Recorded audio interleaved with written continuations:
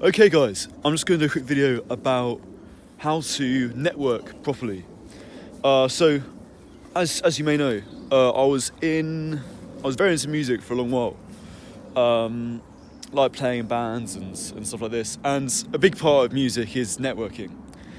And I did a lot of networking while I was playing music, and to be honest, I thought I was doing a fantastic job of it because I knew every next man in the local music scene. But I go about networking in a very different way because networking is still kind of appropriate for this kind of stuff. But I go about it in a very different way, and I'll explain it to you now. So there's something that Iman Gadzhi says that I think rings true, and I don't agree with him 100% on networking. Granted, he probably knows more about it than I do, but one thing I do agree with him on is he says that a big problem with networking is a lot of the time it's just two losers who sort of have similar aims, and they're networking with each other, and they kind of think that counts, and he's like, no, that doesn't count. What you want is to network with people above you who can give you something that you can't, who give you something that you can't, yeah. And this kind of networking is a lot harder because it's hard to get those kind of people's attention, you know. Like, it's easy to get the attention of someone who's on the same level as you, and it kind of feels like you're doing something when you're networking with them, but in the grand scheme of things, you're not really. And that's not to say that you shouldn't make connections, you know. That's still good for other reasons, you know, like in the context of music, you know, it's always good to have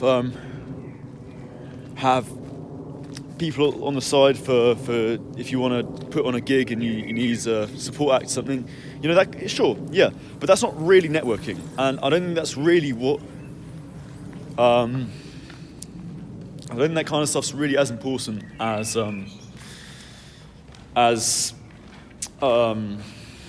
this kind of networking that I'm suggesting. You know, I mean, what you're talking about there is just making friends, you know, which is good for other reasons, you know. So yeah, you want to network up, basically, across and upwards. And this is much harder because, as I said, it's much harder to get those kind of people's attention because they're much more in demand. But I do think it's worth pursuing anyway, because if you do get their attention, you know, even if it's just like a cup of coffee where you chat through stuff, you know, ask them some questions about something, that's much better than that's worth so much more than, you know, 100 cups of coffee with someone on the same level as you. So I'll use an example, and also it's a lot more exciting. And although it's difficult, you'll be surprised where you can get to with it. So to use an example, I wanted to get a guy on the podcast. There's this guy in the sort of Latin space, if you will, on YouTube, and big YouTuber who does lots of Latin content. And I just, you know, 1 million subscribers, something like that, quite a lot. And I messaged him, and just out of the blue, asking him in Latin if he wanted to be on my podcast. And he got back to me and he was like, yes, I would. The problem is I only saw that email long after he had sent it, because I didn't think he'd ever really reply to me. So the point I'm trying to make with this story is, yes, it's harder to reach out to people like that, and it's less likely, you know, it's quite unlikely that he would have ever responded at all, but the chance was that he did. So I think it's still worth reaching out to people if, even if it's unlikely to get back to them, to you, because maybe it's enough. I mean, Hamza talks about this. There's some book that talks about this concept that I'm describing. I just haven't read it, so I don't really know what it's called. But if you send 100 emails to 100 different people in the kind of industry you want to get into, then maybe one will get back to you, but you only need one, because that's worth so much more than hundreds of people at a low level. And Chris Williamson said this as well when because Chris Williams does his podcast, and he said it's just all about getting the best guests you can on, because they've already got a following who are going to listen to your stuff.